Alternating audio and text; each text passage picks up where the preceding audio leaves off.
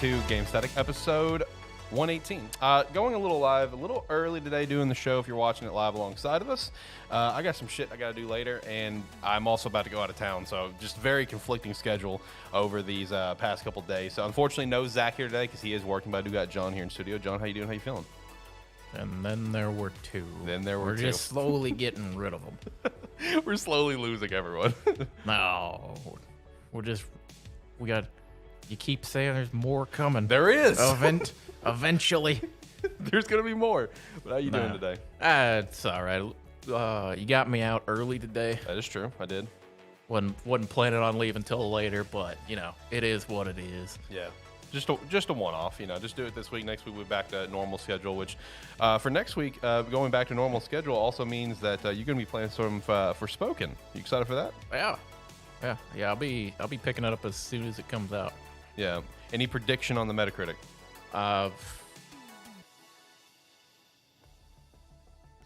Probably. I'm gonna go a little low. I would say 73. Okay, that's in the range that I thought. I was thinking more 73 to 75 is where I'd say there. Right. Go ahead and plug this now since we mentioned it. It was in our weekly wrap up, but I did see where Forspoken is the number 2 best-selling PS5 game on Amazon right now, behind Hogwarts Legacy for like new upcoming games. Yeah, I mean that's a good sign. It's a good sign. I mean, it's never gonna overtake number 1. I mean, Hogwarts Legacy is not just the number 1 selling game on PlayStation. It's been top of Steam, top selling for weeks now. Yeah. So it's just everybody's waiting on that game. Yeah, but the fact that Forspoken got as high as it did, I think that is a good sign for the game. It is funny because when the demo came out, we only really heard negative news outside of like me. That's true. And then it's like everybody was being real negative about it, and then saying like, oh, I guess I'm canceling my pre-order. That, and then next thing you know, it's top of the number 2 on the list out of nowhere. Yeah. So a bunch of quiet people out there just really excited for it. That is true, which I am excited to see all the reviews. They should start dropping on Monday. I'm excited to check those out. I'm excited to check out the game. I am going out of town next week, so I won't get to play it immediately. I went ahead and ordered it to be delivered. And it'll get here, I don't know, Thursday or Friday, and I'll play it Friday. Yeah, which one of those, I mean, despite whatever reviews it ends up getting, whatever the scores and everything that come out, I already know this is exactly the game I was hoping it was. Right. Found that out 10 seconds into the demo. I went, okay. Yeah. Yep, that's what I thought. It's like I said on the TikTok and short I posted about this. This is going to be a game that's going to find its cult following, and you're part of it. Yeah. So yeah, I had a feeling going into it, or like before the demo even came out. I was like, yeah, that's gonna be my type of game. Yeah. Same thing with like I said before, when I called it my most anticipated game of the year. Yep. Said it's gonna be a Biomutant situation where this game is exactly what I'm looking for. Right.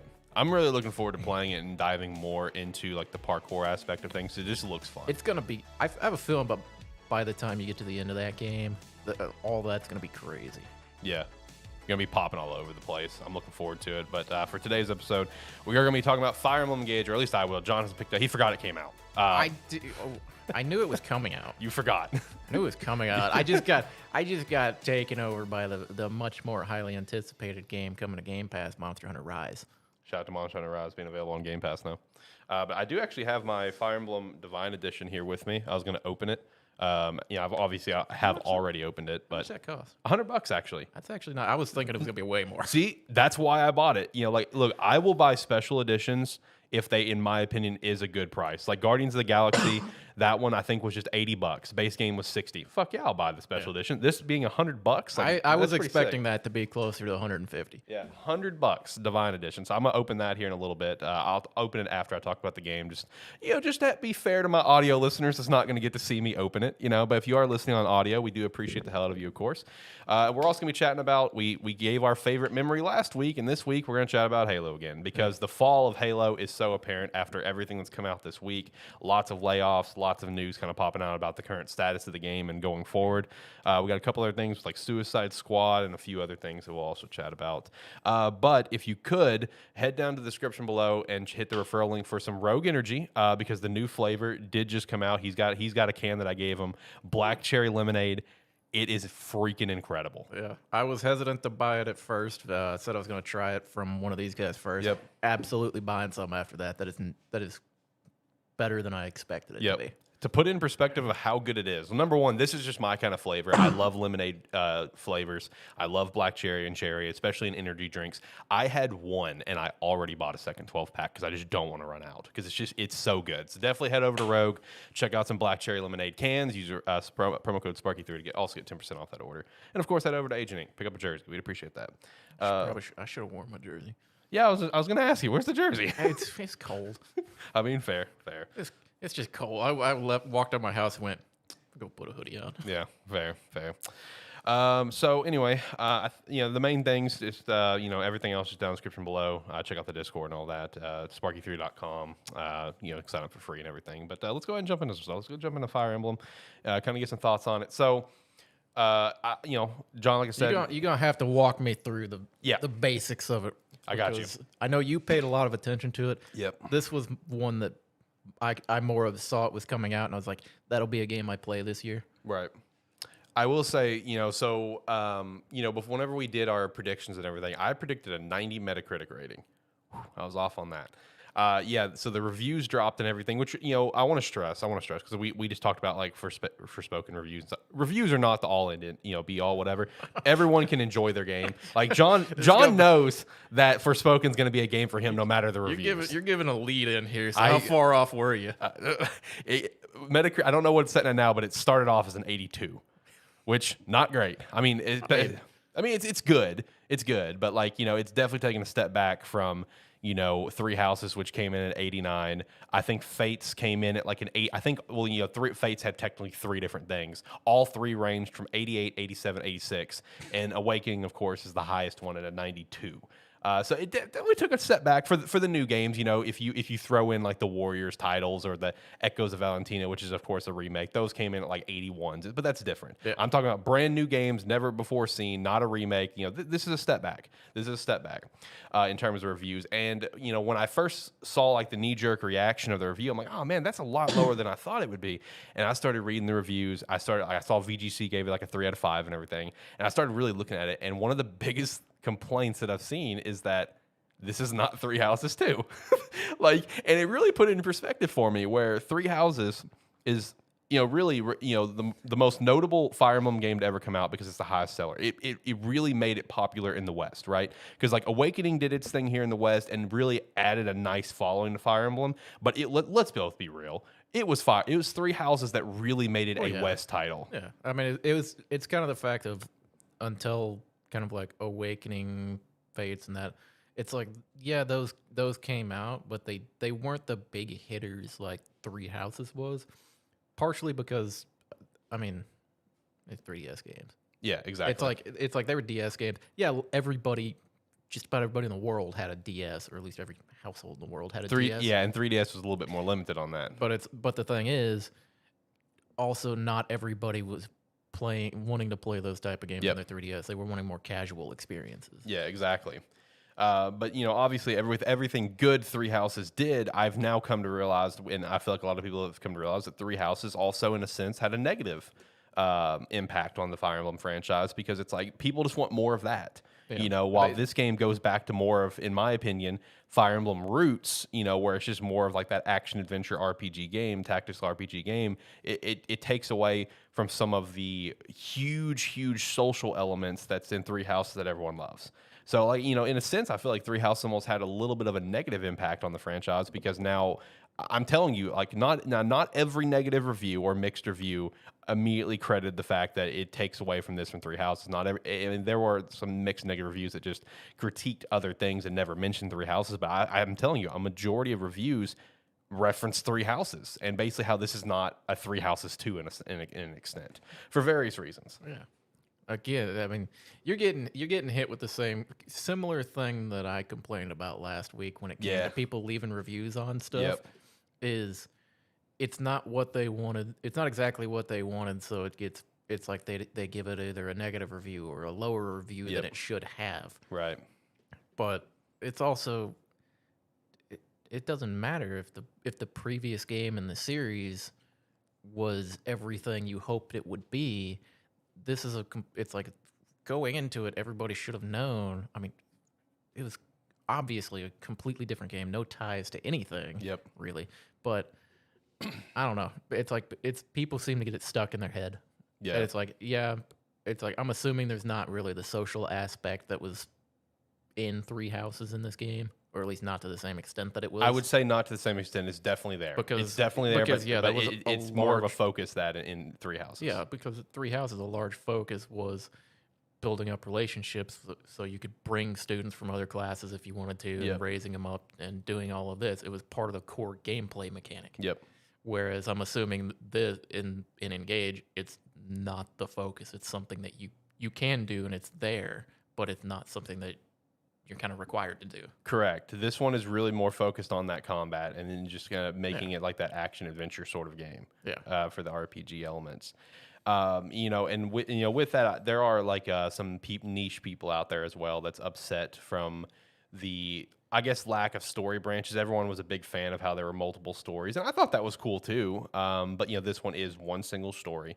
Focusing on the 3 or 4 countries within the game, with your character, the Divine Dragon, and it's the one single story. I don't know if there's going to be altering choices to maybe lead to a couple paths. I obviously have only put in a few hours so far. I'm about 4 hours in on chapter 5, I think, 5 or 6.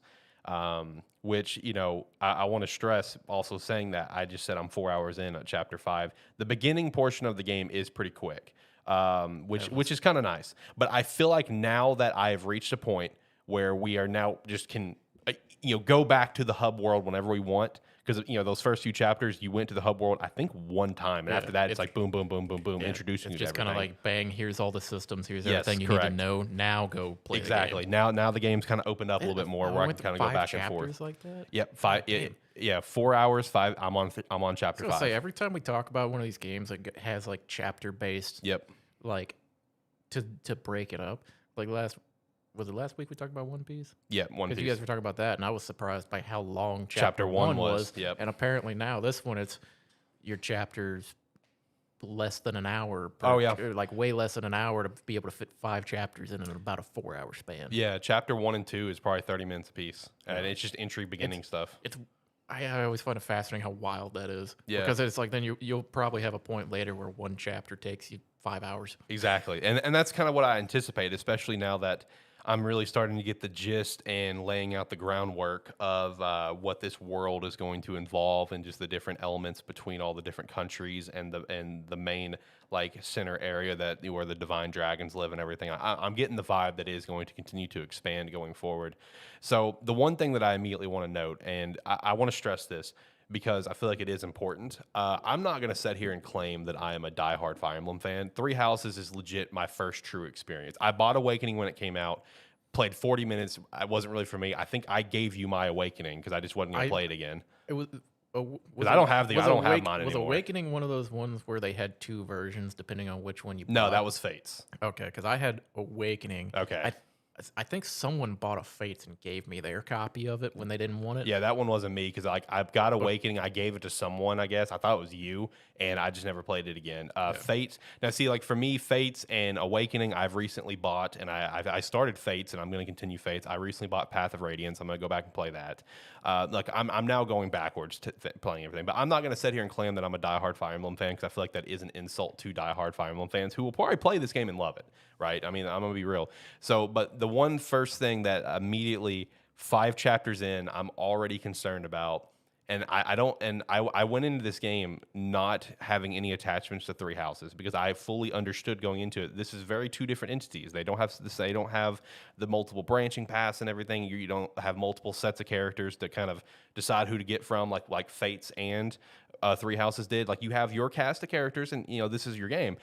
Man, 5 chapters in, I am not attached to any of these characters, which is kind of concerning already because that's one of the key elements to these games is not just the gameplay, but like you begin to really fall in love with these characters and enjoy like talking to them and stuff and like wanting to do these support. I have not gotten attached to anyone yet, which sucks because for me with Three Houses, and I'm sure you can probably agree, it was almost instantly. You like your first introduction to your house leaders, you're like, oh, these, just the first general few little bits of text from them, like, okay, this is kind of, they're already kind of intriguing. And then when you get to, further meet all the house characters, when the house leader tells you about all of them, like you get attached to these characters so quick. Like they are very engaging characters. You know what I mean?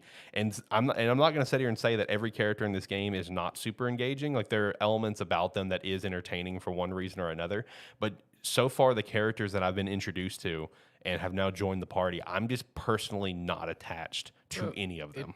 It could be the factor of the fast-paced nature of the beginning of the game. That doesn't could give be, them yeah. a chance to do it, and it could open up from there. Because on the opposite side, where Three Houses, yeah, you did become attached to characters almost like in the first like 1 to 3 interactions. You pretty much knew if you were a fan of this character, if you weren't going to use this character, and things like that. Yep. But the difference there is since the core gameplay of that game was relationship building, it's like it probably had a lot more emphasis on that. Also, I mean, let's be real, Three Houses is a much slower paced game. Yep. In the beginning of it, at least it sounds like, because from what you're saying, you 5 chapters in 4 hours. Yep. Hell, you get through the intro and the school in like an hour and a half. Yep. In that game, so it's like you're going through just sequences of dialogue constantly. Yep. In that game. And, you know, and I feel like that's a good way to put it, because so far you are right. You know, going through so much content so quickly, there's so much thrown at you very fast where it's like you haven't gotten a chance to really get attached to anyone. Really, like the only characters that you could arguably maybe have gotten attached to already is the first 3, because they're literally there when you wake up. Yeah. Which is like, you know, basically they're all your stewards. There's one guy who named Vander, like the older man that we saw in the leaks and stuff. He's basically like the steward. You know, his family has watched over the Divine Dragons for X amount of years. He's like the 32nd steward. And then there's 2 twins who are also stewards to the Divine Dragons. Those are the first 3 characters you immediately get introduced to. So you've had some more time with them, but since then you get introduced to Alfred, who is the prince of another country, Fanir. And, you know, I feel like that's going to kind of really push to being kind of an important character. But then you immediately, with him, you get 2 of his stewards that just get thrown into your lap and thrown into your party. You get introduced to her, you know, his sister, which is going to seem to be a major character as well as her 2 stewards that just get thrown in your lap. Yeah. And like all basically those 4 steward characters, it's like already it's like, okay, we have big buff Bruley fighter. We have, okay, your knight character. We have a Valkyrie and we have an archer, but it's like personality wise, there's nothing there yet. Yeah. You know what I mean? Like they fit general personas. From the sound of it, I would almost say it seems like a conscious decision in a sense, just based on or it could just be a conscious decision used to kind of be the palate cleanser almost, to take people and go, this is not Three Houses. This is a different type of game. This is more back to the roots of Fire Emblem. We are introducing you to characters, and then, but it's like to get them introduced, but we're mainly here to show you, here's what you're going to be doing for the next 20, 30, 40 hours, however long you play. Yeah, exactly. And I definitely see where there is a large emphasis. Obviously, I mean, this is very clear. That's not surprising. A large emphasis on these emblem characters, because obviously it's returning characters. You know, it's your protagonist, it's main characters. So there is an emphasis on them where they're living, breathing characters. Like you can go talk to them at your hub world. They're involved with, you know, certain of the main ones like Marth and Sigurd and stuff like that. You know, are involved in a lot of cutscenes, as I'm sure all 12 emblems will be. You know, the DLC ones, which I actually don't know how to get them. Like I got the notification that I have them. I guess I have to go do something special to get them. Because like even now in Chapter 5, I just got access to the world map too. World map and hub world both got available to me in Chapter 5. But I definitely see where there's, you know, I feel like maybe for this game they are putting a large emphasis on these emblem characters because they're returning characters. Like even like when setting up the lore of the world, which for the record has an unbelievably beautiful art piece that I would love to have as a wallpaper on my computer. Like where it's like, you know, it shows the country that we're in with all the different landscapes and stuff, and then around it is a nice wheel similar to the wheel of the crest in Three Houses, but each of the wheel is our 12 emblem characters. So there's a large emphasis on these characters being returning characters, like they're returning to this game, which is fair. I get that. I totally get that. But I feel like in a sense also it does maybe take away from some other elements. Having the returning characters be integral to like the plot more so than just like some device used in combat or like for some lore and which stuff I do like that. By the way. Well, I do like they are involved with the plot like that. Well, I don't know. It almost kind of could tear away from it in a sense because it's like at the end of the day, it's like these Fire Emblem fans who know these characters and have played the games that they're from before.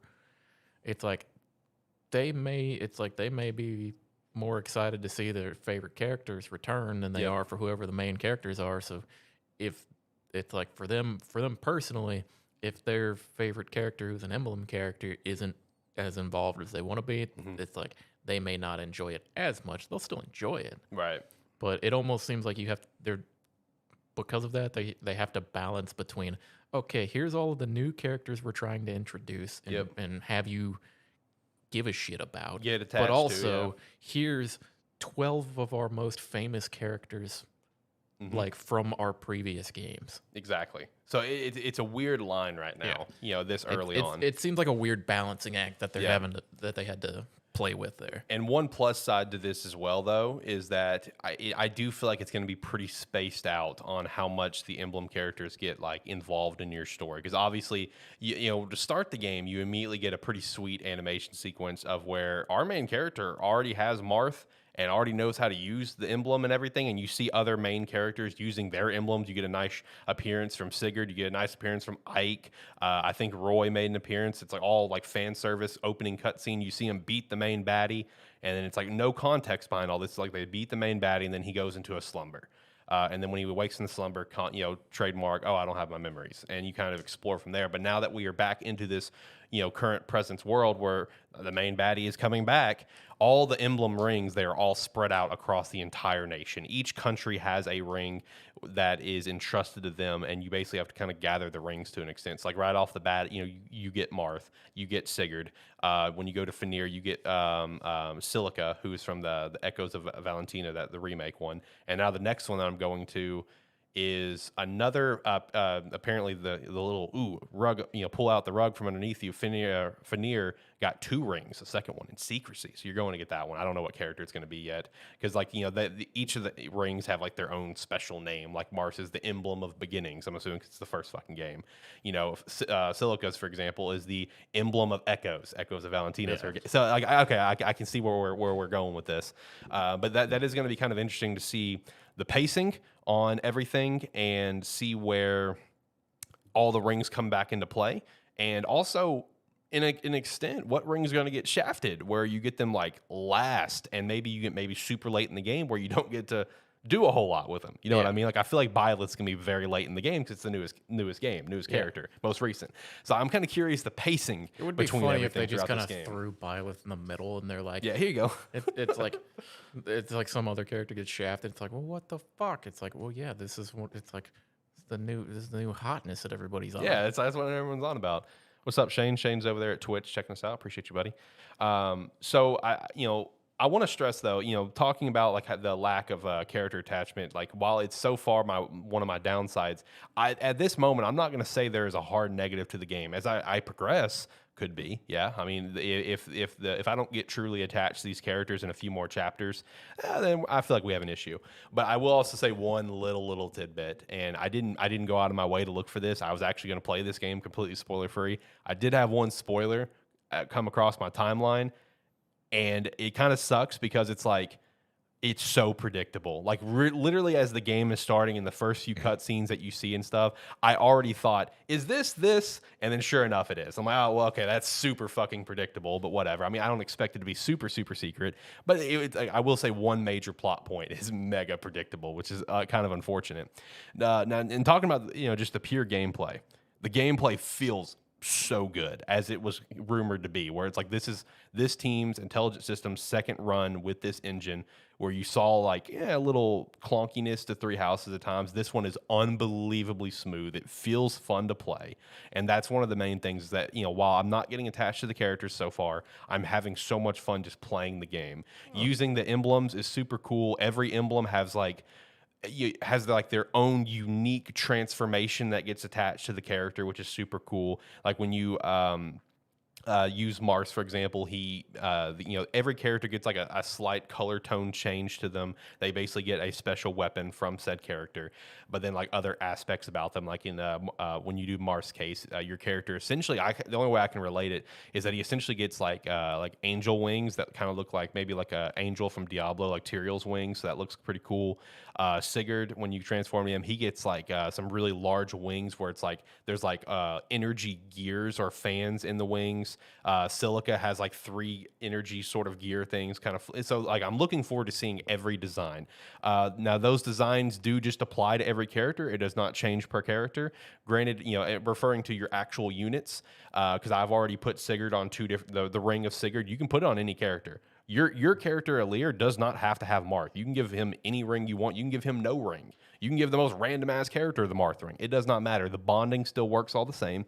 Every unit has their own unique color tone change, yes, but in terms of like the extra aesthetics of like the wings and the weapon, that's the same across the board. It doesn't change per character, but it still looks cool. It's a 3-turn mechanic. It's available pretty much at the start of your match, and you really do need to kind of pace out when to use it, because one thing I'm kind of curious on Zach's thoughts. Knowing Zach, he's gonna be like, you struggled, knowing him, but like I will say I'm playing on hard difficulty. There is actually a legitimate challenge. Like even doing 3 houses for the first time on hard, maybe a single battle or 2 I can recall in the game where it's like, okay, yeah, fuck that battle. But other than that, not that bad. And even going on Twitter, this common thing is, yeah, the hard difficulty actually gives you a challenge this time. I'm like, okay, so never playing maddening mode, got it. Well, yeah. So that is kind of nice. And I legitimately have to think about every single move a lot more than I did in 3 houses. Well, that's the thing. Like you said, it's their second attempt at it, and yeah, 3 houses. The gameplay itself was fun. Because it's a tactics game. Yep. The tactics portion of it, like all the battles have to be solid. But the thing was, 3 houses wasn't. It's like the reason 3 houses sold so much and why everybody loved it wasn't because of the battle system in it. It's like, yeah, it was good, but it wasn't the best we've ever seen. It wasn't anything over the top good. Right. It was the rest of the game that sold everybody on 3 houses. Yep. So now, when they're moving away from what made 3 houses what it was, you would better hope that they've gone like, okay, now we know the challenge people have with the battle system. Yep. Or like where to kind of tune it to, because they have years of people playing it, and with all the DLCs and everything they added to 3 houses. So they're like, okay, well now we have all this data about how the combat system and that. So if we're not going to focus as much on the character building and social aspect of it, let's take all this information we got and make the battle system great. Yeah, and that's 100% what they've done. Just from just how fluid it is, how nice it looks, going from spot to spot. It doesn't have any of that clunkiness you feel moving your unit around. It's so fluid, it's so smooth, and then also just the difficulty of it. Like I never felt like I had a lot of a challenge in 3 houses until I played Maddening. Maddening was brutal to me. I'm also not a great tactics player. I just play for have a good time for the most part. But like even in the hard mode, like I said, I only recall a few missions per house run where it's like, oh yeah, that mission sucks. But so far, I have had a legitimate challenge. Now that I've gotten past the first few chapters are fine. But now that I'm past those first few chapters, kind of getting out into the world, I'm definitely sensing more of a challenge, which is cool. I'm excited for that. But for the general story, I mean, it's pretty straightforward. Hero defeats baddie, baddie comes back, hero has to wake back up, regather the rings, regather your squad, and beat baddie. It's the class. I mean, it's classic. It's the classic story. Can't mess it up. Hero reawakens, has to go collect power to fight bad guy. Yeah. Which, it's classic story, kind of hard to mess it up. So, like I said before, I'm attached to it so far. Like I said, like a week or 2 ago when I was talking about Forspoken, it's like, just because it's a cliche doesn't mean it's anything wrong. Exactly. Because it's that way because it works. People enjoy playing it. It's what you do with that basic storyline and how you build around it that matters. Yeah. Now I will also add, now that I've gotten access to the hub world, I was doing some exploring on that earlier, because even the first time you get access to it, there's a lot of rooms that are locked, like the arena and just like the multiple areas that you can't get into. It's like, here you go. Here's the area. Now go do stuff to unlock all this. Exactly. So now that I've gotten there, like one of the first things I did was go check out the arena, where as of now it gives me 3 opportunities to do a training between character and character, which will also raise their support. It's just a quick thing. It takes like maybe 5 seconds to see them battle each other, and it raises their support rate, can help raise levels. And then you can also do emblem training, which so far it hasn't prompted me with, you can only do this so many times. Like I'm able to do it over and over again so far. It's probably one of those where it's like depending on where you are in the story, it's like, yeah, you could probably just sit there and do that all day long if you really wanted to, but it's going to have such diminishing returns as you level up. Yeah, it will, because you and I'm kind of curious how exactly to further go about it, because like, whatever character you pick, so like you pick Celine, who is the Farine princess, Fernair princess, who has the silica ring, whatever. You pick her to train her with silica. Silica fucking one-shots her. And then since, the training is supposed to be for Celine, it does prompt you with the loss. But you still get some experience from it. But you get more experience of your character. But you have no control if they win or lose. Like, it just depends on your character level and stuff. Like, because it's all automated. It just happens. But, that's quick ways to help gain character support and bonding with the rings. Because you bond with the rings and you can continue to level up the rings. And the more bond level that you get for every character, you can also purchase bond levels through bond fragments, which you can get in various ways by completing general game achievements that you'll get easy, like defeat 40 enemies, train with an emblem character for the first time. It's just like your milestone. Yeah, it is. It's all your milestone stuff that's going to happen in the game, but it is nice when games are like, you're going to be doing this, so we might as well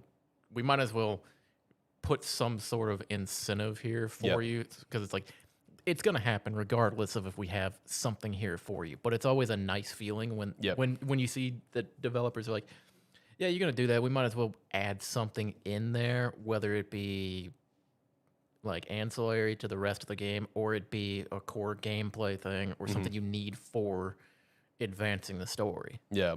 One little touch that I actually kind of like, but I like it for now. I could see where it's going to get tedious later on, is after you complete missions, like main missions and stuff, you don't just immediately go on to the next chapter or the next cutscene. I mean, you'll go through whatever cutscenes, but once that's all kind of wrapped up with a little bow on it, you actually like just pop into a small little hub world to walk around in and talk to all the characters that were part of this battle, like all of your unit characters and maybe other sort of characters. Like one of the first missions that you do is once you get to Fanir, the Corrupted, which is essentially your standard basic bitch, enemy units, they're attacking a village. Once you complete this and save the village, you're in that village, and you can just kind of just walk around and talk to the villagers, get some extra items. If you talk to all your units, you get more of the bond fragments, which you can use later. So that's why I feel like it could be a little tedious, because it's just, you want the extra bond fragments, but it's just like that's going to be tedious. It's not. It's a nice touch, but it's going to be tedious later. It's going to be tedious for you because you're the player that you're going to do that, and then you're going to sit there and you're going to slowly read everything that they say. And go through it. Meanwhile, if I was the person doing that, I'd be like, I'm just here for the fragments. Yeah, and then just then you hit the portal and go to the next chapter, essentially.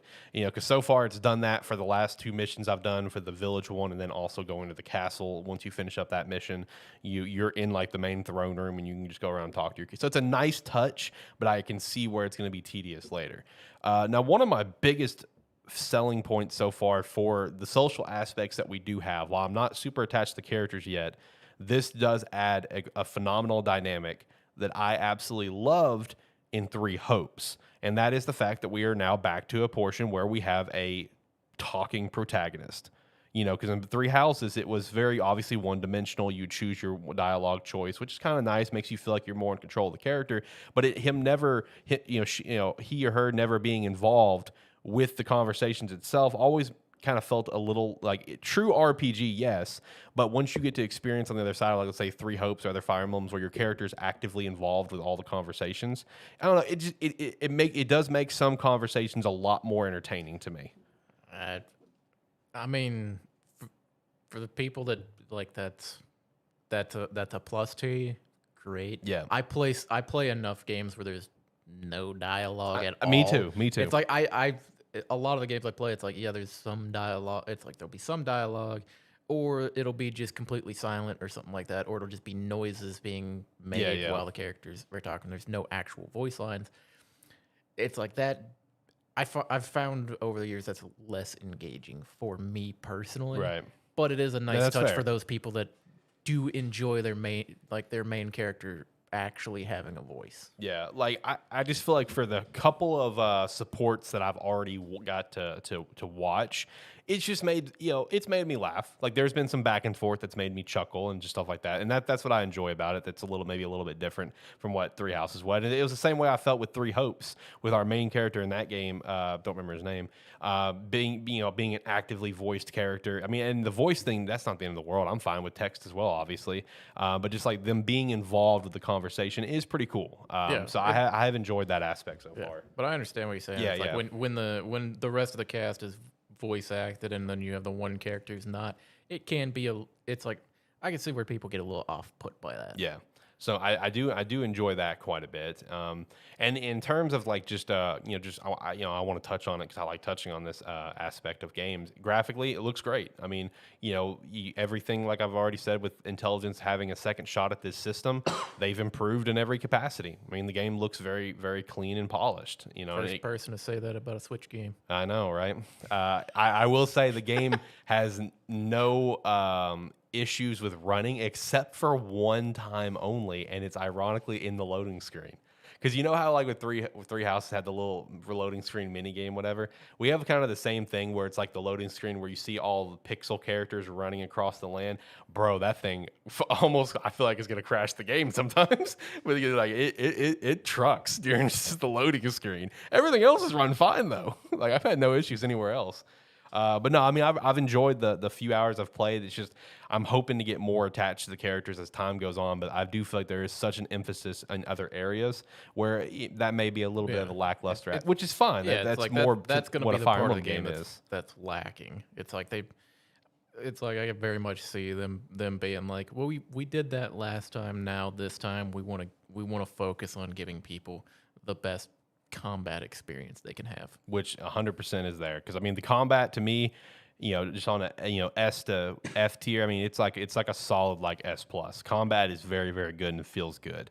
Other areas, that's where it kind of lacks, like the social aspect so far. C plus, B minus, like the hub world, it's fine. It kind of, I'm not going to sit here and say it reminds me similar to like a Three Houses. I feel like a Three Houses had a lot more. I kind of relate it more to like a smaller version of the hub world of Midnight Suns, honestly. That was the vibe I got running around. Was fucking massive. That was massive. It's a lot smaller than that, but like that's the sort of vibe where it's like, with hub world and Three Houses, there's a million things to do. You know what I mean? Like from the just eating lunch, going gardening or fishing or what. There's a million things to do. So far, those million things are not there yet. Maybe I'll get more as time goes on. I have the arena. I found the amiibo, gazebo, whatever. I found like the farming area, which you can adopt pets, which is cool. I have a dog and a sheep now, so that's cool, I guess. Just other areas to go around, just talk to your characters, and you have all the shops in the center hub. So I'm going to continue to explore it and see what else there is going to be able to do. Because Three House, I feel like really had a lot to do on your off days, where this one not so much so far. But I mean, overall, the game is very good. Like I said, a diehard Fire Emblem fan is probably going to really enjoy this game. If you have only played Three Houses and you absolutely love it, which Three Houses is one of my favorite games of all time, top 10 for me, with the amount of times I've played the damn game, and will continue to play it in the future, I'm still happy with this game because I already went into it knowing it's not another Three Houses. Yeah. I knew it was going to be a very different experience, but it's just a Fire Emblem game.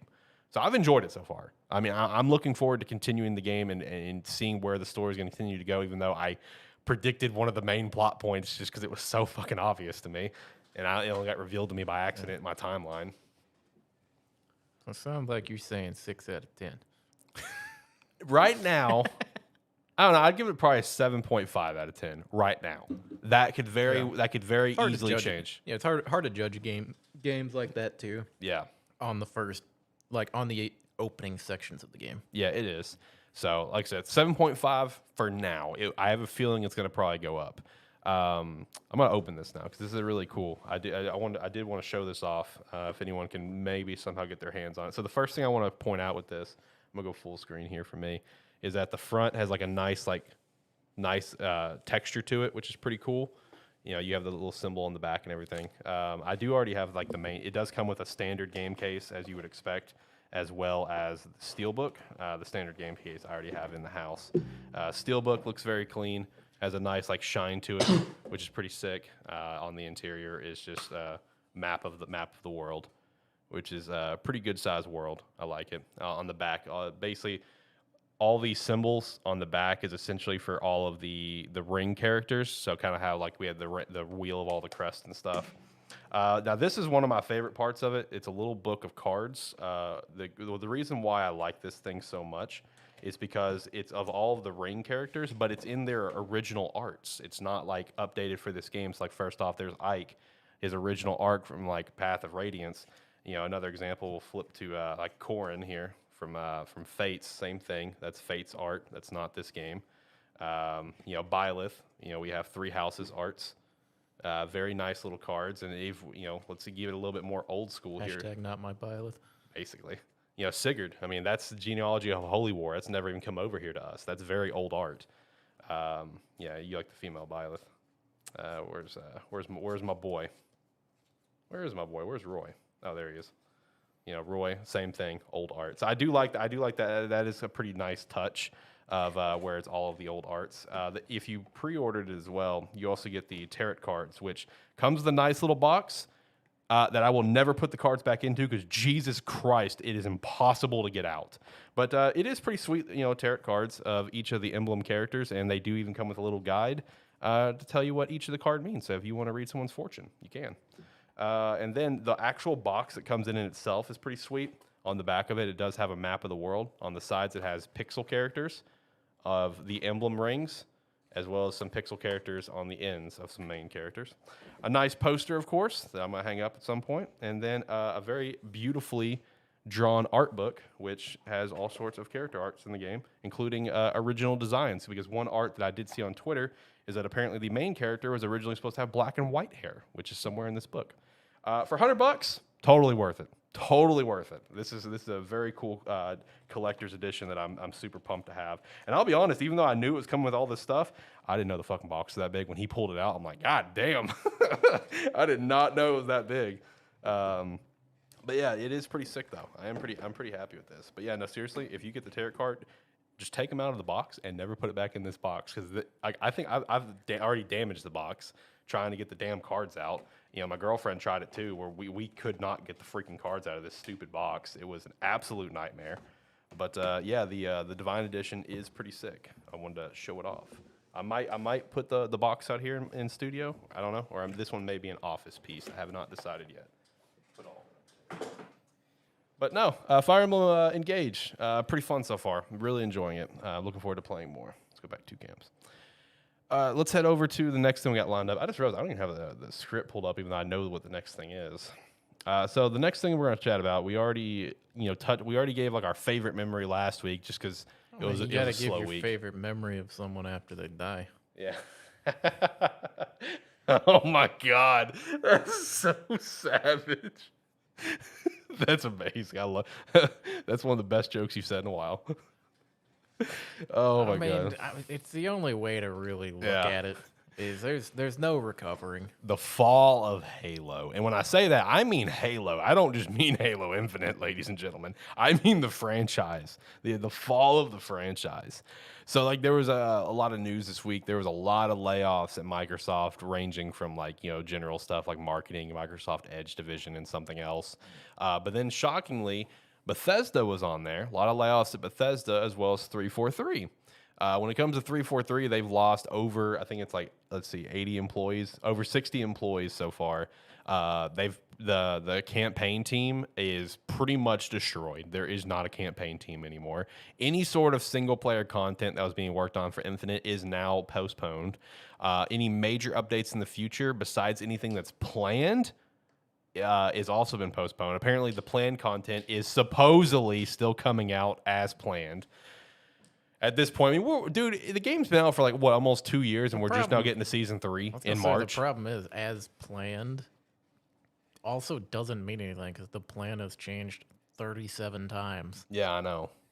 And then also with this, apparently the plan is with just the game in general is that 343 will continue to do general updates and stuff on the multiplayer, and then they are looking to basically outsource any future Halo projects to other developers. Some that were named was like Skybox Labs, Spirasoft, and of course Certain Affinity, who we're pretty sure they're the ones doing the Halo BR. Yeah.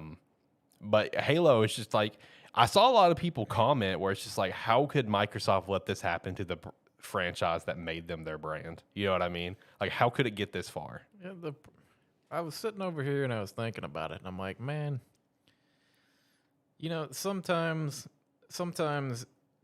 developers just need to let something go. Mm-hmm. And it's like, I understand not wanting to let Halo go because it's one of the cornerstones of gaming itself. Right. It's what everybody from our generation grew up playing. Yep. It's like we all played various iterations of Halo like fucking crazy.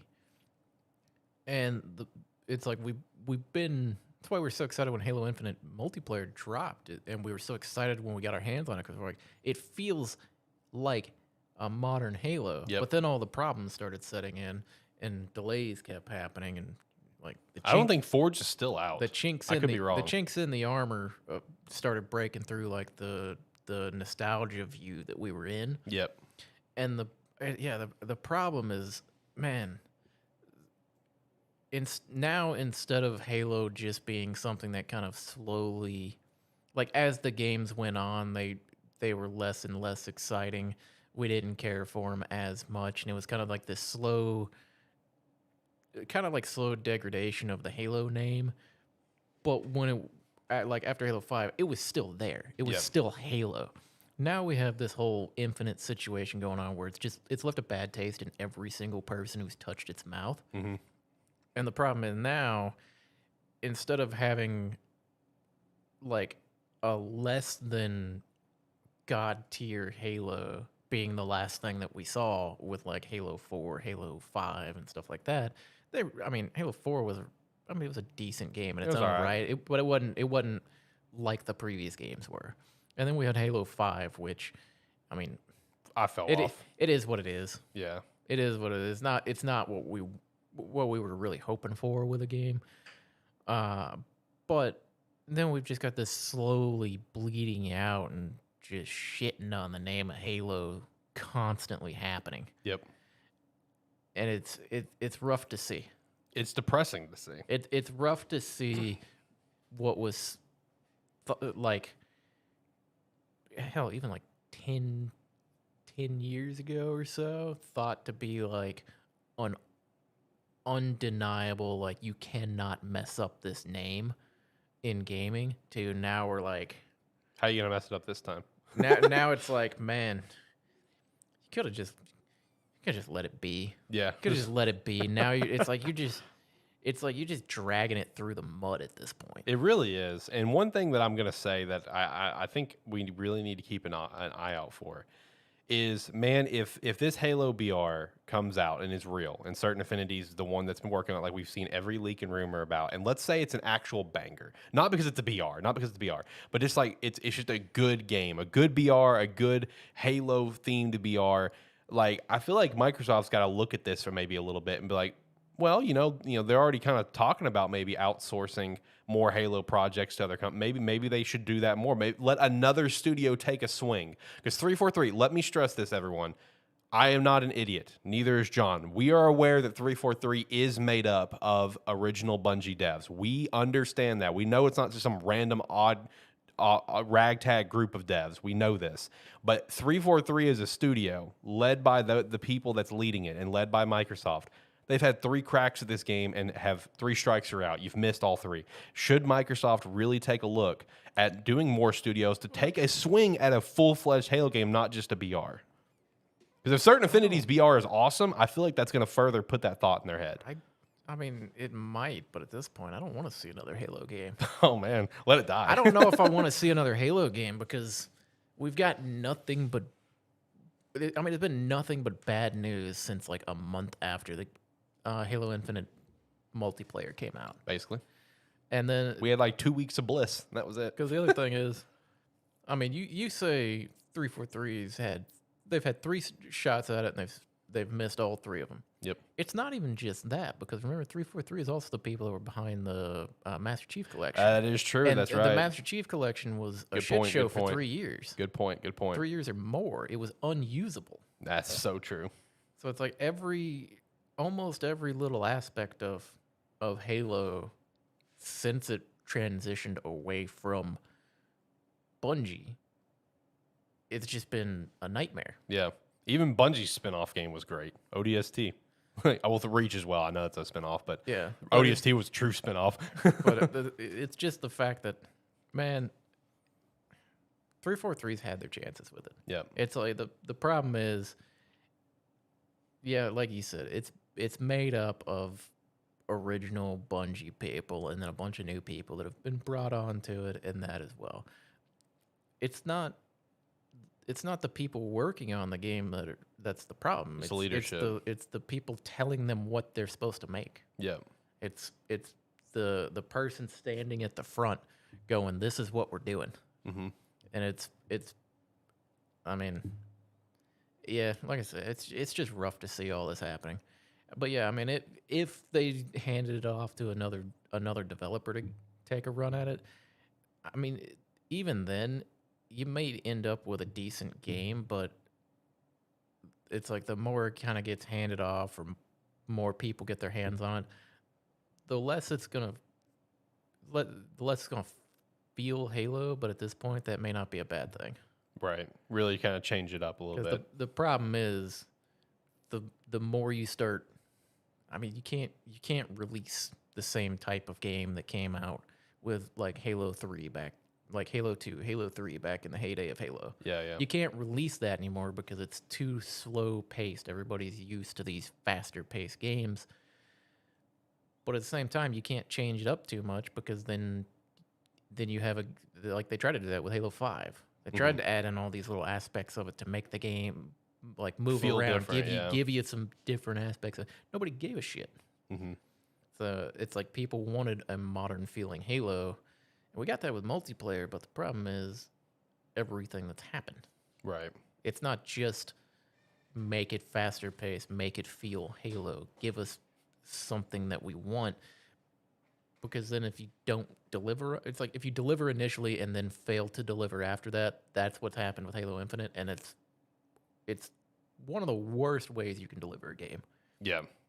Halo Infinite was a dumpster fire coming out with just the amount of delays. I mean, it took like a full year for even just fucking campaign co-op to come to the freaking game. Well, yeah. But like I said, the problem with it is you hit everybody with that initial bang, we're back. Yep. Everybody gets that feeling, and then a month goes by and everybody's like, okay, show us what you got. And they go, nothing. Get over it. And, you know, I one thing to also kind of throw out there when it comes to that is like, you know, the game's obviously, the multiplayer is free to play. So it is obviously more of a live service game. It's got the battle pass and everything. And as we've talked about before, it definitely felt like 343 was not ready for it to be a live service. I feel like that's a pretty late in the game development in terms of turning it that way from up the top of leadership. But even the live service aspect of it, I mean, all that really was the cosmetic side of it, and there being a battle pass to it. Yeah, Everything else, every other aspect of it, of like having a multiplayer and then periodically having events go on, or like have rotating game modes and stuff like that. Shit, we were doing that in Halo 3. Yeah, and that's actually where I was going to go with that is that, you know, when it came to Halo 3, we had constant events, right? We had like, you know, Griffball would be like almost every weekend or every other weekend. I think there was Infraction playlist, there was double XP weekends. But like in terms of like content for the game, it wasn't a fast release. And I want to point that out because, you know, you already kind of touched on it where it's like people are now more used to this more fast-paced game, and that's just kind of where we are in society in general, where people are more used to a lot of content coming out frequently. You know, I mean, I feel like you could agree to that. When it came to Halo 3, like let's say the map packs, there was pretty lengthy releases between, not like a year or 2+ or anything, but like there was long months of release between them where we were fine with just playing the game over and over again. With that, you got to remember too, because I came into Halo 3 like a year in is when I got my 360 and got into Halo 3. So I got into it and was like, oh, there's 4 map packs available, right? And I just picked them all up at once. Yeah. Or like had to wait on like 1 map pack or something to come out. But yeah, it was also just we didn't have part of the problem is we didn't have as much choice back then because Halo was kind of in a league of its own and didn't really have a lot to compete with. Because there was also the point when you'll remember Modern Warfare 2 came out and the Halo numbers, because they would like in the lobby they would, or like when you went to select your game mode, they would have posted how many players were online. Yep.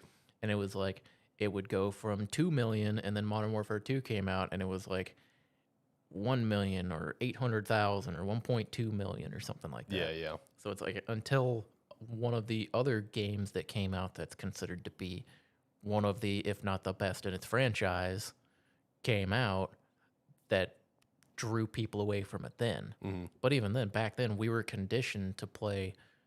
We would pick our game, and we would play that game relentlessly.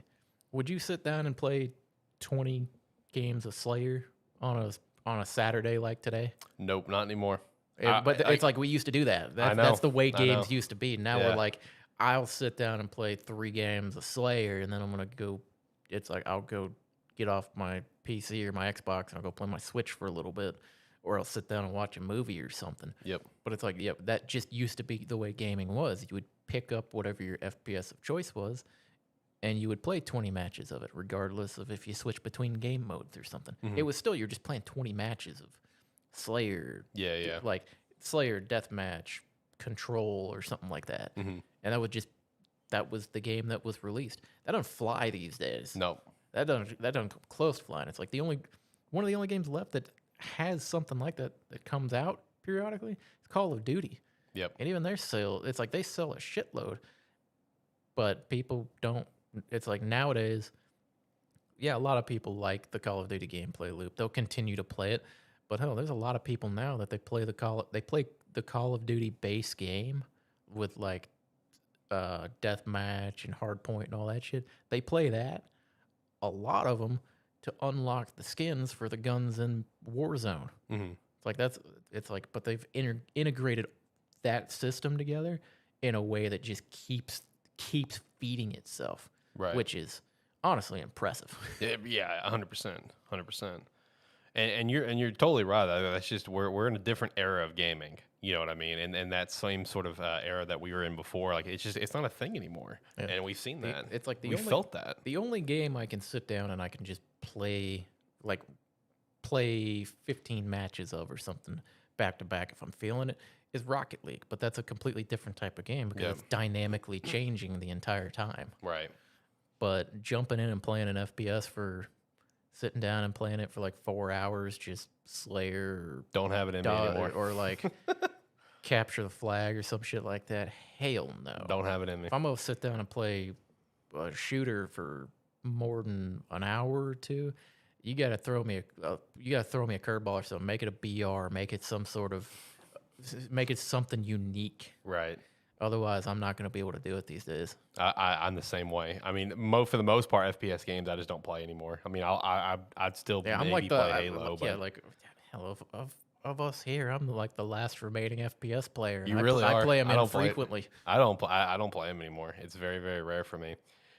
So when it comes, one last thing to kind of throw out there with Halo, I'm kind of in the same boat with you where it's like, I don't know if I want to see another one, but we will, obviously.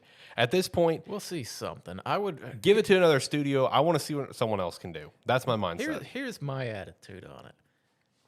I don't want to see another mainline or something like that Halo game where they're making an FPS game with a campaign. Give me something different. Yeah. It's like show me what you can do in a different genre. Mm-hmm. Quit trying to make an FPS game. Yeah, I know the lore and everything is based on an FPS game. This is where Halo Wars players are yelling at you. Show me something different. Well, I mean, Halo Wars is there, but I mean, how long's it been since Halo Wars came out? Or Halo Wars 2 was a while ago. Yeah, it's like we don't have anything like that. People loved those games. It's like I don't. And honestly, if Halo Wars came back, it'd probably be a lot better now because like that genre's popped off. It's made a resurgence. The problem is when this is Halo Wars time right now, baby. When those came out was in the dying era of like StarCraft, which StarCraft's still popping, but you know what I mean. It was like the dying era of that genre. Yeah. Now it's like everybody's excited because those games are. I mean, hell, Age of Empires came out in the last. There's that one new game I think called Stormgate that's made by StarCraft devs. That's on the way, and a lot of people are excited about that one. But it's like these games are starting to make a comeback. I'm not saying make a Halo Wars. I'm saying try something different. Or if you want to make an FPS game, make a campaign only game or something. Make something unique. Yeah. Quit trying to feed me the same multiplayer focused game that we've seen over and over again. We got better free-to-play versions. Yeah, unfortunately. You know, I'm with you. You know, I want to see something different, and I want to also see it in the hands of someone else. Not as like, you know, I need someone else to buy it, but like give someone else, like 343 and Microsoft just published the game. Give another studio a swing, see what they can do. Like that's what I want to see, and that's why while I'm not a BR player, I'm looking forward to seeing what Certain Affinity's got cooking because I want to see how much better it is than Halo Infinite. Yeah, it's like, I mean, hell, Microsoft. Every year they make a big show about all these indie studios, all these smaller studios they're acquiring. It's like take one of your best smaller developers, give them your big boy. Yep. Give them your big boy. See what they can do with it. Just hand it to them and go, make whatever you want and see what comes out. You don't have to release it. Give it. It's like hand it off. Don't say anything to anybody. Just hand it to them and go, see what you can do. Yep. And then a couple years later, see what they do, and maybe they'll surprise you. Yeah, it's you don't have to keep it within the same people that have been fucking it up for years. It's honestly like, while I understand this company is obviously not game developers and never really have been, but it's kind of the same thing with Disney and Star Wars. They had that long contract with EA. EA kind of fucked up a lot of games over and over again. That contract's done. Now Disney's just like, oh, you want a Star Wars game? Yeah. Do what you want. Oh, you want one too? Yeah, sure. Go ahead. Do your thing. Yeah, it's like they're not looking for. It's like they're not. They don't care who it is necessarily. They're just make good games. They're looking at make money. They're looking at people that have a good track record with games, or they specialize in a field, and they go, "You want to make something with our IP? Yeah, sure. I've seen what you can do." Yep. Microsoft if they want to continue trying to push Halo, fuck 343. Yep. Find one of your best developers that you can who has a good track record. Doesn't matter if it's their genre. Like I said, they focus too much on it being purely FPS. I don't give a shit if it's an FPS game. I don't give a shit if it's a tower defense game. I don't care what it is. Just find a good developer. You find a good developer with a good team, they'll find a way to make it work. Yeah. It's like hell. I mean, like I said, I'm also of the opinion where most of the games I play these days are small development teams or they're indie games. You do a lot of indie gaming. It's like I do a lot of indie gaming and stuff like that, and it's amazing how it's like, yeah, it may not look as good as these AAA games, but it plays a hell of a lot better. Right.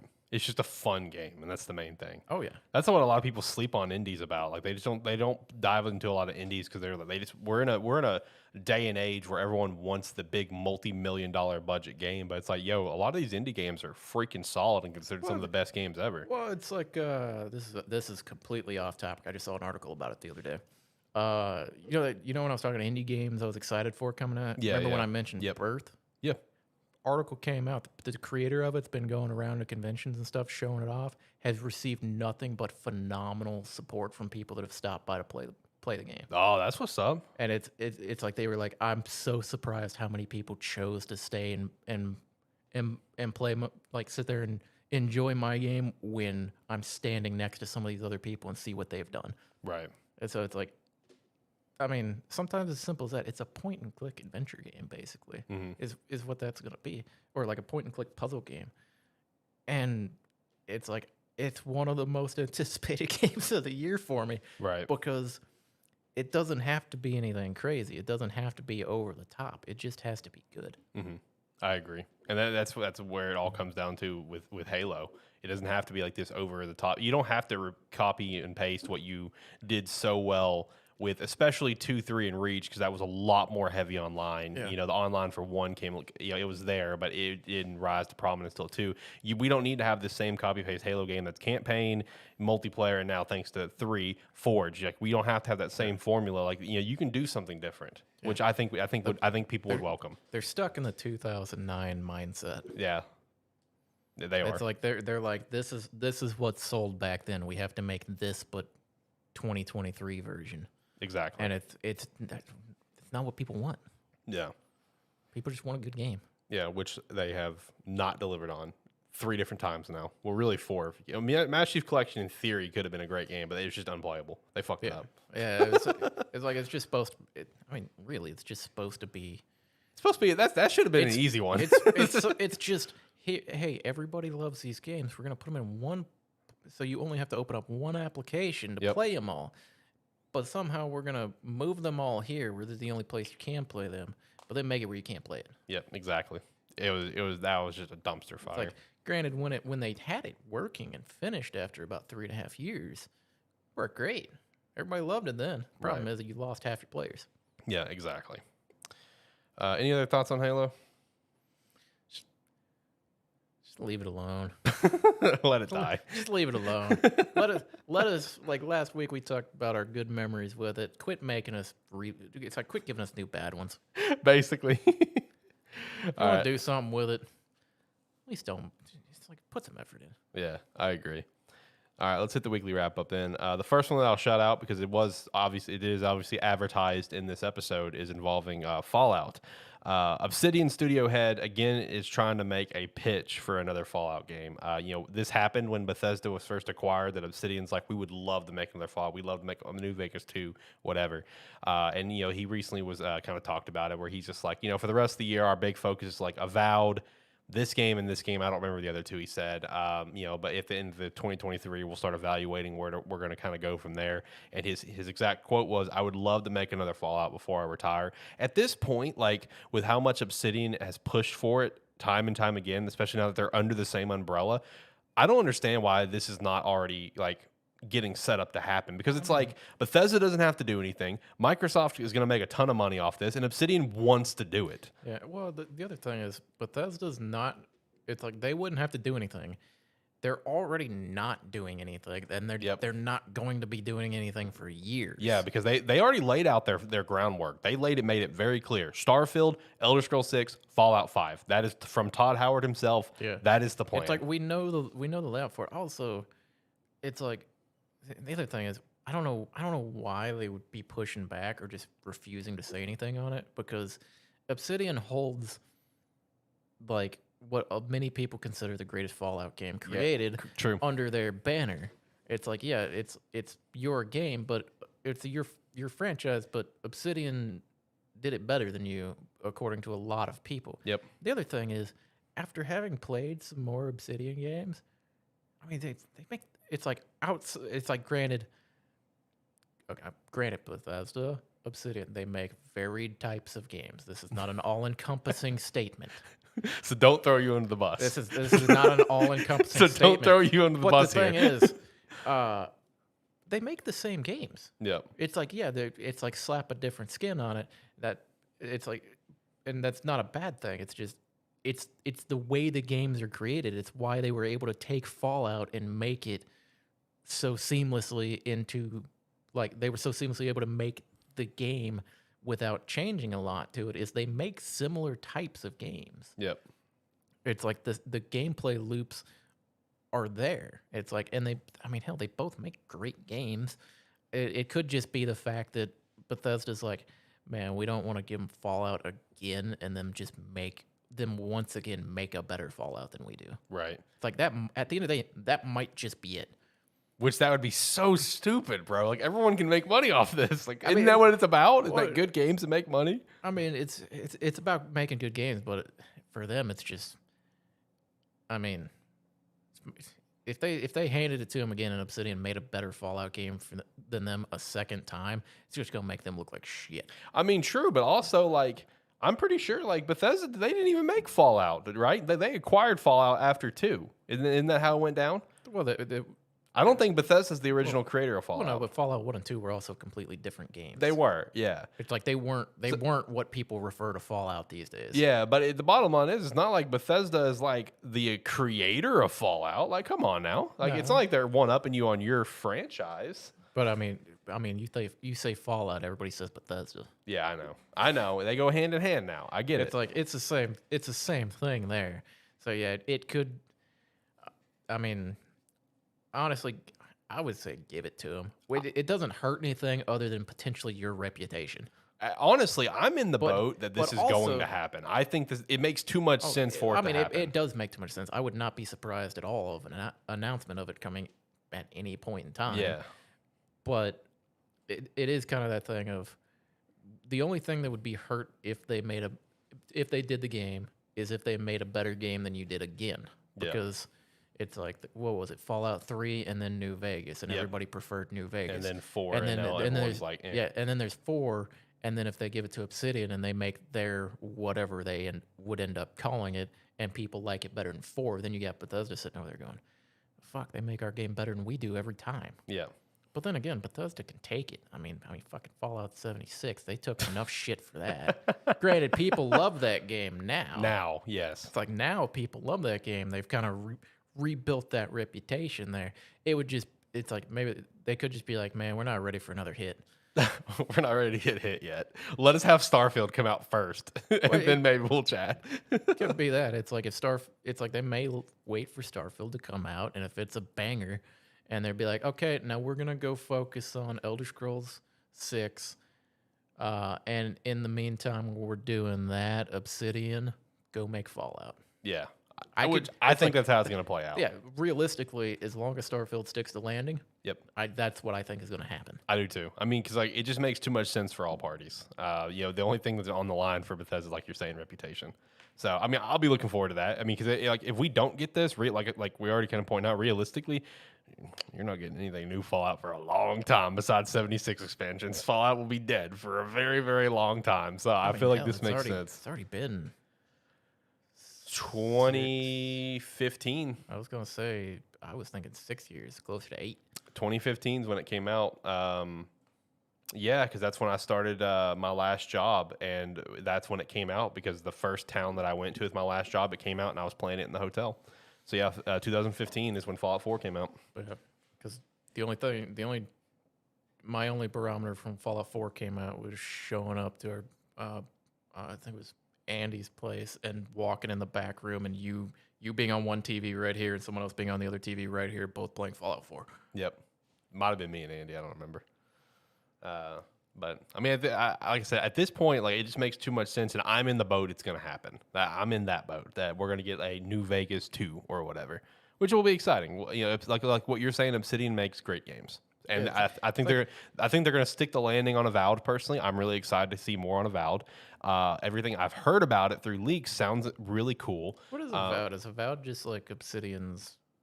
It was basically going to be their answer to Elder Scrolls. I was going to say it's Obsidian's Elder Scrolls, and man, it's like, man, if you're fighting for Fallout, maybe you don't want to stick the landing too hard on Avowed.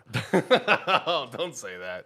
Well, I mean, I know, I'm just saying, because it's like then you're just then you got Bethesda sitting there going, "Fuck, they do everything better than us." I know.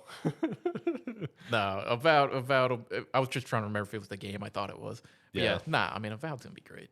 I forgot what like world Avowed is. There's another game series from Obsidian that they've made that Avowed is confirmed to be in the world of. I don't know what you're talking about. Yeah, because this conversation popped up when all the leaks said that Avowed has guns, and everyone's like, "What?" And it's just like it's because it's in the same world as this game, and this game had swords and guns and whatever. I just don't remember what it is, but I mean, I'm excited to see more on Avowed personally. All right, next thing we had a weekly wrap up, which I was kind of curious your thoughts on here for the cast, is there was a new leaked image, which was later to be confirmed to be true, from Suicide Squad, which is confirming that it does have live service elements, battle pass, and all.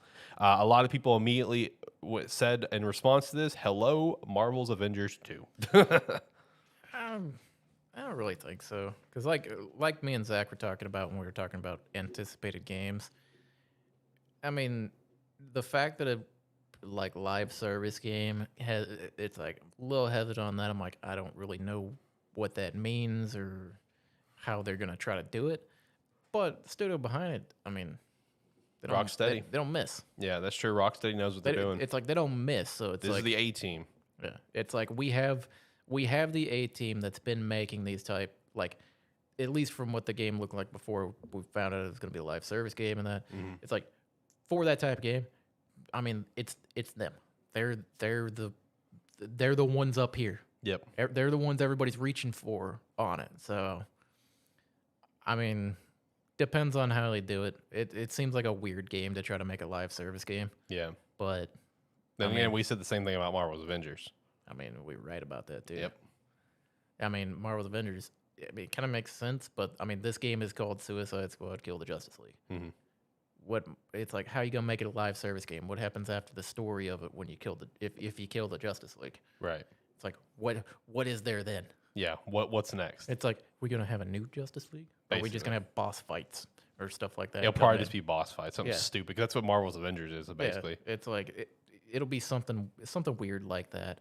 I don't know. As long as the story part of the game is fun, as long as like co-op and stuff, as long as we get some sort of way to enjoy the game and play through it, then whatever. Yeah. I'm still excited for the game. It looks just goofy enough to have a good time.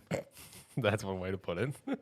Speaking of Avengers, the end of Marvel's Avengers has finally come. I was surprised it made it this long. Support is finally coming to a close on September 30th. I'm surprised they made it into 2023. I am too. Not by like player base or anything.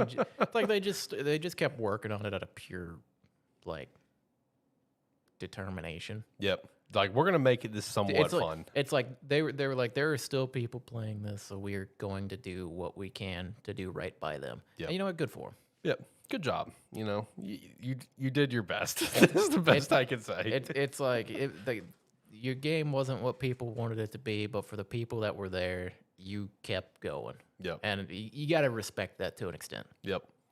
The next thing, this is random, but I wanted to shout it out just because, like, man, talk about an oof. A customer recently purchased a sealed and graded copy of Pokemon Yellow. I think it was like a 9.3 or something. But it got ripped apart by U.S. Customs during shipping. Like, they ripped open the actual sealed case. They cut open the Pokemon Yellow box to confirm what was inside of it. Just completely destroyed, and that's how the guy got it. I think it was like a $10K purchase. Woof. Woo. And in U.S. Customs, they're not. I don't. To my understanding, they cannot be held accountable for it. But man, that's just someone was having a bad day at Customs. Yeah. And clearly was not, like, they couldn't have been paying attention, or they have no idea what they're looking at. But even still, surely someone around them did. You see something in a clear plastic sealed container with a grading on it. Yep. It's like, clearly this can't be the first time you've seen it, because this shit goes through the mail, whether it be cards, games, whatever. Shit happens. It's like, this stuff goes through all the time. Why you gotta take one of the few, like, Pokemon Yellows that are out there and highly graded? Yes. Sealed game and everything. Man, I would be, imagine, like, if you bought that, but, like, let's say you bought Crystal and it came in like that. Man. I don't know. That's wild. That's just unfortunate. It is. Last two things we got here. One, Armor Core 6 will have a 1-hour presentation at the Taipei Game Show on February 3rd. So expect some information out of that, which that one is being, of course, made from FromSoft. So I'm going to keep an eye out for that and see all the information come out. And the last thing, we officially have a release date range for a game that all of us here have been very excited for and continue to talk about whenever we can to keep it in people's minds. Black Myth Wukong is officially set for summer 2024. That's our news for 2023. Yep, that's it. We're not getting anything in August this time. We may get something. Maybe I think we will. Something in August. I think we will. I think we'll still get a gameplay thing. Yeah, it's like, I mean, we're getting more this year than we expected. Yeah, see, we got something in January. This is a big deal. This is a big deal. We're getting there. Yeah. I'm not really messed up that it's delayed out this year, though. I mean, I'm cool with that. I mean, Year's hell, already packed anyway. We wait every year for a 1 month window to get one gameplay trailer for it. I know. It's like, it doesn't matter if they delay it to 2024. I mean, we're still going to be waiting on the game. Yep. We've been waiting on it for years. Yep. Every time they show something, we're like, I can't believe they made that much progress in 1 year. I know. I'm so pumped They for it. swapped engines on it in 1 year. I know. I will also add that trailer they released, that date was only 100% confirmed for PC. That console release date is still unknown. Yeah. Which at this point, if they even just canceled the console ports for maybe the Series X and PS5, it just can't even power what they're trying to do. Whatever, I'll just get it on PC. I don't care. I'm still playing this fucking game. Yeah. I'm pumped. I hope it comes to console for more people to enjoy. But I mean, whatever. If it's only coming PC in summer that year, I guess I'm getting it on PC. I don't care. Yeah. I want this game. This game looks great. All right, so that's it for today's show. Again, we did do the show a lot earlier today, so Zach couldn't be here because I've got shit I got to go do in like 2 hours, and God knows how long it'll be. Pretty good show, though. Looking forward to playing more Fire Emblem Engage. Looking forward to whenever you get to play it. Maybe a little while. It may be a little bit of this. Yeah, you have a packed schedule. Next month is wild. Yeah. You got anything else, or am I good to hit the music? Probably good to hit the music. All right, let's get out of here then. All Last right. thoughts. You got this. Yeah. So like, comment, subscribe, follow. It's like if you enjoyed what you saw here, please, if you given a subscription here, go check out the Gamesthetic channel as well, because the videos will be posted there. Yep, live on both. Yep. And if you made it to the end with us, I know we kind of came on a bit early today, but things happen. Sometimes we got to mix it up a little bit. Yeah, true. But yeah, if you made it all the way to the very end, thank you very much. And come check us out next week, when we'll probably be at our usual time. But you know what? We throw some curveballs every now and then. Got to mix it up. And then also for next week, John will be talking about Forspoken. Yep. So that's cool. Looking forward to chatting about that, as well as whatever else pops. Oh, that Bethesda Direct this week too. Yeah.